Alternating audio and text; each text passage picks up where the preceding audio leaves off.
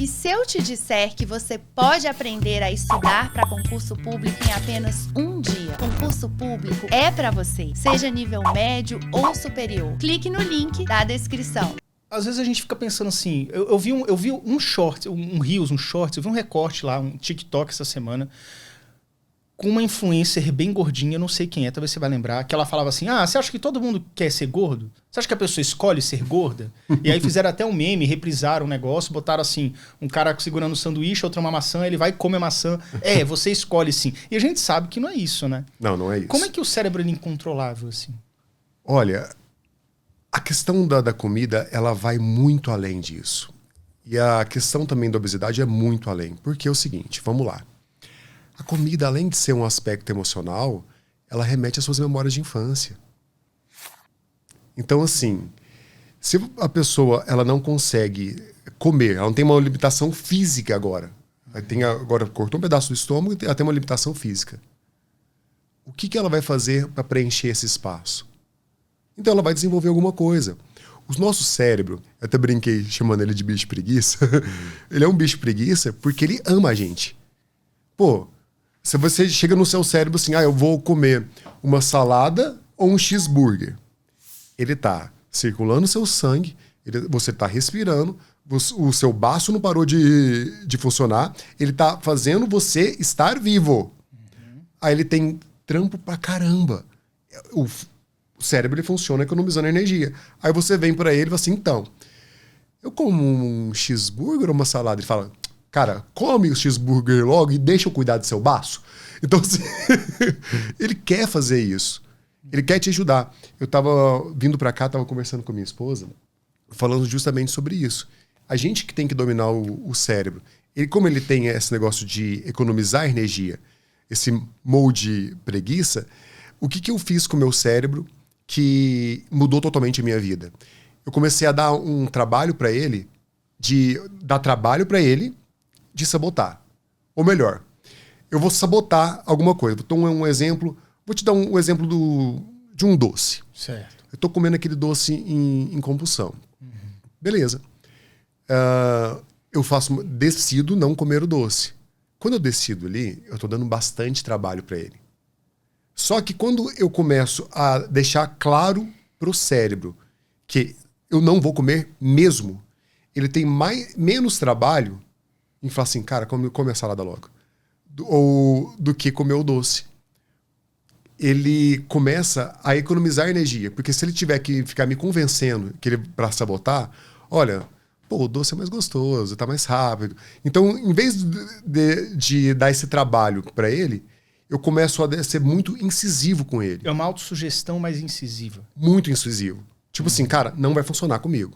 Não vai funcionar. Eu estou literalmente decidido a comer a salada. E não tem nada que vai me impedir de fazer isso. Você quase que verbaliza isso em voz alta, assim. Eu não faço uma verbalização em voz alta. Mas o interno, a briga interna, ela é gigantesca. Só que o que acontece? Ela era mais gigantesca no começo. Hoje, como o cérebro já entendeu que ele ficar brigando comigo é problema, ele não me dá mais tanto trabalho para isso. Então eu já consigo resolver com mais facilidade. Então, olha, eu posso entrar agora no estado compulsivo. Todos os estados que existe, que a gente conheceu na vida, tá no nosso subconsciente.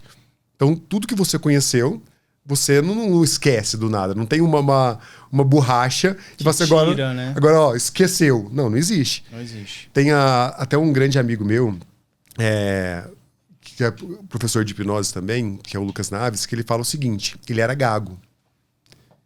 E hoje, ele é palestrante, grande palestrante. Ele parou de ter a gagueira? Sim. Antes da hipnose clínica mesmo, ele lendo o livro do Poder do Subconsciente, do Joseph Murphy. Meu vô me deu. Nossa. Meu vô, saudoso vô, me deu esse livro há 25 anos atrás. Cara, esse livro todas as pessoas deveriam ler esse livro. Cara. Ela explica muito sobre a nossa psique, sobre como funciona realmente o subconsciente. Mas assim, voltando ao Lucas, o que acontece? Ele tem a gagueira. Ele tem isso no subconsciente dele. Então ele sabe ser gago. Se acontecer alguma coisa e ele trabalhar isso, ele pode voltar a ser gago. Então, assim, as informações não são perdidas. Não tem como você apagar uma informação. Eu sei ser compulsivo por comida. Eu tenho essa informação. Você tem essa programação já. Eu tenho essa programação. Caraca, então na verdade, você pensa assim, beleza, eu tenho aqui uma banana na cozinha e tem também um todinho, vamos supor. E aí você tem que fazer aquela escolha.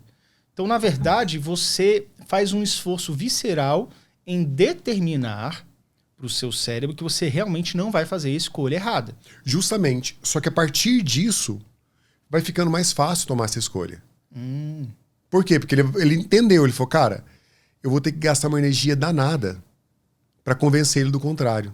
Então vamos fazer ele dessa vida saudável que ele decidiu logo, deixa ele fazer esse negócio dessa forma, até porque a gente tem um baço aqui, um coração para cuidar, então deixa ele fazer dessa forma. Entendi. Então assim, eu fui programando meu cérebro para isso. Então essa programação partiu de você já na fase adulta, porque você começou a engordar depois de um tempo, isso acompanhou você. Você deve ter um momento que eu acho que o ápice foi antes de você tomar essa decisão, dos 155. Quando que foi que você chegou em 155 e aí você comprou o livro? Como é que entrou isso? Cara, excelente pergunta. O que acontece? Meu pai faleceu, eu tava com 120 quilos mais ou menos. 115, 120. Não lembro assim exato. Quando ele faleceu, eu disparei comer.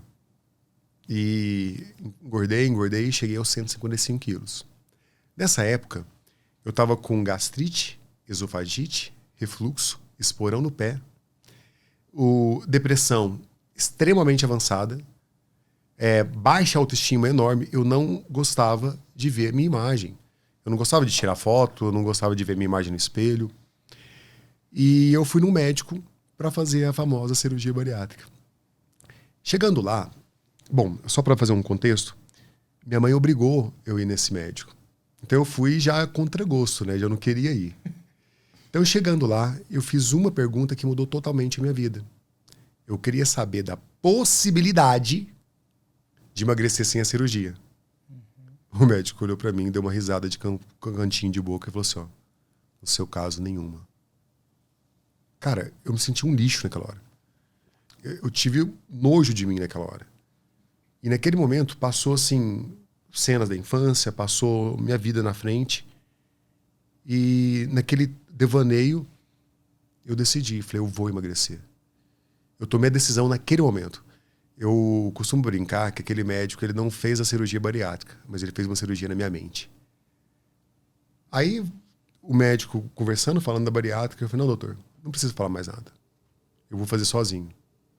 Ele olhou pra minha cara, como diz assim, eu já ouvi isso antes. Daqui 6 meses você tá aqui. E eu nunca mais voltei. E foi isso que foi uma grande virada de chave. Porque quando eu vi assim, vamos ser sinceros, eu era gordo, não era burro. Agora, falar que é impossível emagrecer? Pô, beleza, 155 quilos. É muito peso, mas a gente sabe que, né, impossível não é. Yuri, se ele chegasse pra mim e falasse assim, cara, você tá com 155 quilos, gastrite, esofagite, depressão extremamente profunda, seu pai acabou de falecer, vai ser muito difícil você virar esse quadro. Eu tinha feito a bariátrica. Mas quando ele chegou e falou assim, é impossível, cara, ele mexeu com o meu ego. Ele mexeu assim com o meu brio, sabe? Sim. Aí eu sou uma pessoa assim, que eu sou movido a desafios. Então na hora que ele me desafia, cara, eu saí de lá. Falei pra ele que não ia fazer a bariátrica. Eu lembro que minha mãe me levou. Quando eu saí de lá, a gente entrou no carro indo pra casa, tava um clima de velório. Tava assim, pronto, meu filho morreu. Até porque o médico deixou claro, ele falou, com todos os estados físicos que você tá, todas as doenças que você tá, você continuar vivo, convivendo com essas doenças, você tem mais risco de vida do que submeter a cirurgia. Se continuar, realmente você não vai durar muito. Sim. Falou pra você. Em outras palavras, ou você emagrece ou você morre. Traduzindo para um bom português. Sim. Então, assim, e quando eu chego no carro, conversando com minha mãe, aquele clima de velório, a única coisa que minha mente passava ela, como eu vou fazer isso? E eu comecei a pensar em soluções. A nossa mente, querendo ou não, quando a gente não toma uma decisão realmente categórica, realmente eu decidi, você abre espaço para o sabotador entrar e ele fala um monte de coisa. Se deixar um negócio solto, né? Mas não, eu tinha decidido naquele momento. Sim. Eu não sabia como. Então eu só estava pensando assim, como eu vou fazer? E foi aí, e é tão interessante o cérebro humano, que eu sou assim, apaixonado por essa estrutura, que ele começa a trabalhar também a nosso favor quando a gente começa a fazer as perguntas certas para ele. O nosso cérebro é como um GPT, a gente não fica sem resposta. Alguma coisa vai responder. Alguma coisa ele vai te responder. E eu falei, eu vou emagrecer. Como eu vou fazer isso? Aí eu fiz uma estratégia, até meio maluca, mas deu certo. Deu certo. Que foi o seguinte, a detalhe, nessa época, eu não tinha formação em coach, eu não tinha formação em PNL, eu não tinha formação em hipnose clínica, constelação familiar, eu não tinha todas as formações que eu tenho hoje. Mas eu tinha decidido fazer, realizar e realmente, dessa vez, conseguir emagrecer. Eu fiz uma lista de coisas que eu já tinha feito e tinha dado errado. Eu falei, cara, deixa eu colocar uma lista aqui, tudo que eu fiz e que deu errado. E fiz uma lista mesmo. Ó, isso aqui deu errado, isso aqui deu errado, isso aqui deu errado. E comecei, assim, a detalhar. Ó, eu fui na nutricionista, mas eu não segui o que ela falava. Ó, eu já fui na academia, só que... Você foi dando uns porquês, você foi explicando aquela lista, né? Fui. Eu fui realmente fundamentando aquilo. Uhum. Aí, beleza, fiz aquela lista. Eu falei, ó, então eu sei que isso aqui não dá certo. O que pode dar certo? Essa pergunta é muito importante. O que pode dar certo? Até porque eu não sabia se ia dar certo. Não tinha essa certeza. Eu não tinha essa certeza. Então, assim, o que pode dar certo? Aí eu pegava por aquela lista assim e começava, tá, mas isso aqui eu fiz, não deu certo. E se eu pegar, e se, outra coisa que é interessante é o e se, né? E se eu fizer isso aqui de outra forma? Então, deixa eu fazer isso aqui de outra forma. E eu comecei a fazer um plano a partir disso.